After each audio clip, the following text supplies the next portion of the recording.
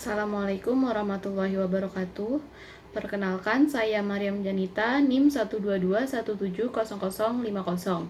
Di sini saya akan mempresentasikan hasil kerja saya mengenai materi distorsi informasi dan bullwhip effect untuk mata kuliah Supply Chain Management atau Sistem Rantai Pasok. Di sini saya akan menjelaskan pengertian dari distorsi informasi dan bullwhip effect.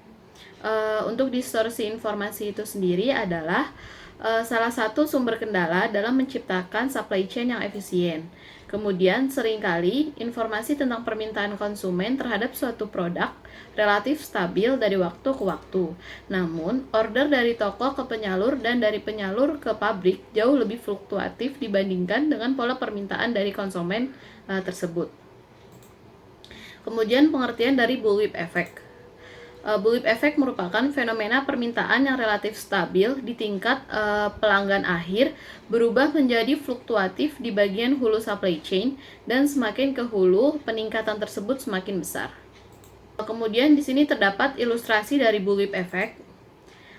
Di sini terdapat 4 channel, yang mana terdapat channel pabrik atau manufacturer, wholesaler, retailer, dan consumer. Kemudian di sini saya akan menjelaskan mengenai penyebab bullwhip effect. Yang pertama, demand forecasting updating, di mana kegiatan ini merupakan kegiatan memperbaharui atau mengupdate peramalan yang telah dilakukan oleh sebuah perusahaan. Karena untuk mendekati kenyataannya, maka peramalan harus diupdate secara terus-menerus. Kemudian pengupdatean ini memiliki beberapa metode untuk sebuah peramalan. Menurut studi, peramalan yang mempengaruhi terjadinya bullwhip effect ini memiliki beberapa metode.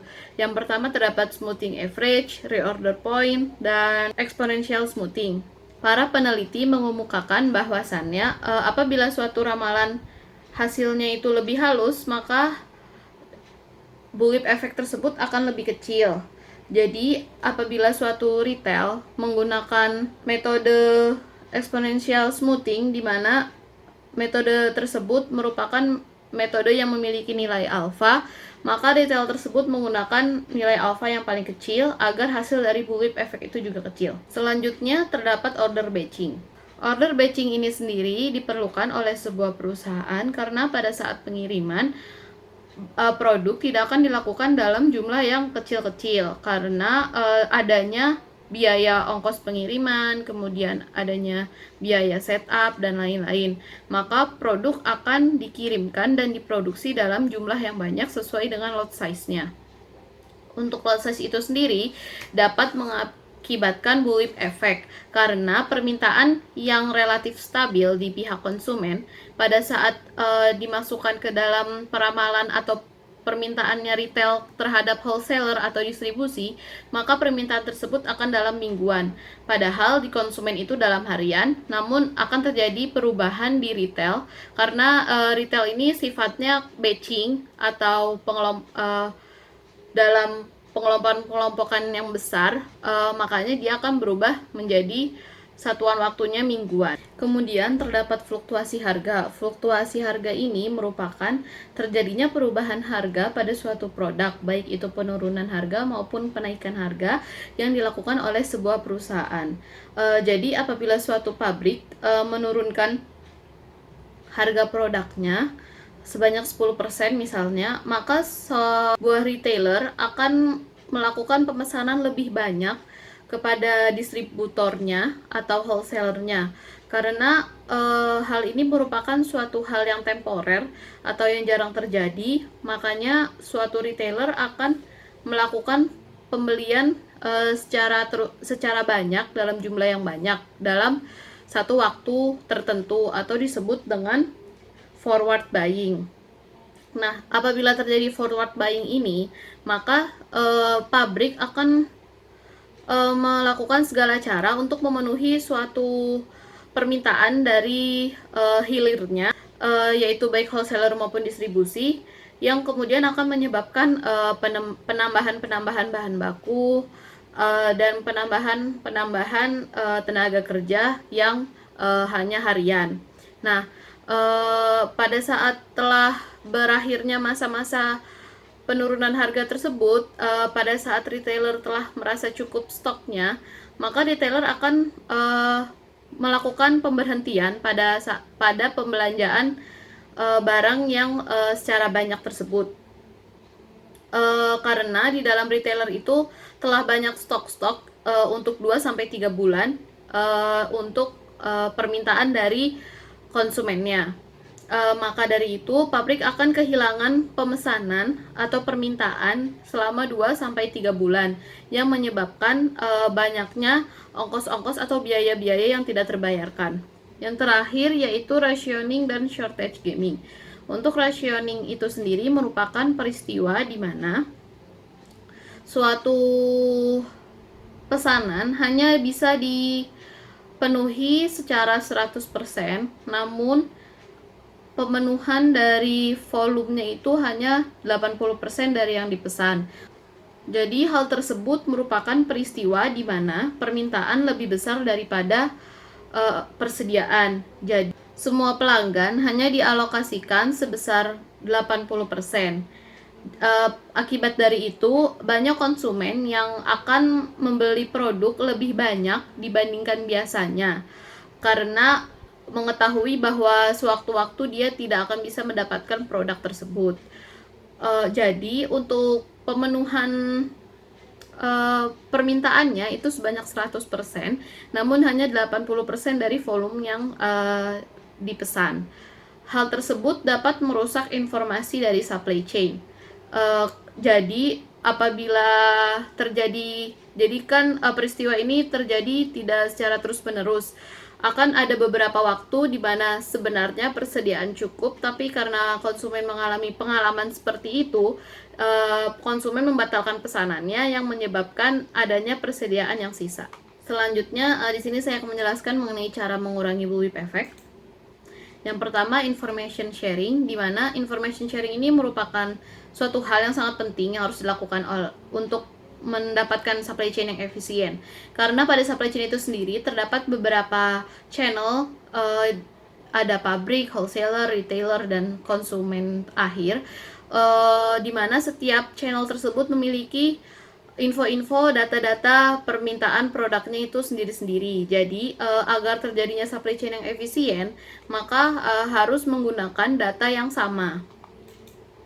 Kemudian memperpendek atau mengubah struktur supply chain. Maksud dari hal ini merupakan, jadi yang awalnya supply chain tersebut misalnya terdapat 4 channel, kemudian dikurangi menjadi 2 channel, dari pabrik langsung ke customer yang terakhir. Jadi contoh ini telah dilakukan oleh perusahaan Dell dan telah terbukti itu dapat meningkatkan persaingannya dengan Apple, di mana dia yang awalnya memiliki banyak channel dari supply chain-nya kemudian memperpendek menjadi dari pabrik langsung ke konsumen akhirnya. Hal tersebut menyebabkan perusahaan tersebut hanya memproduksi apa yang dibutuhkan oleh konsumen dan berapa yang dibutuhkan oleh konsumen. Jadi tidak akan ada distorsi informasi pada saat penyampaian informasi.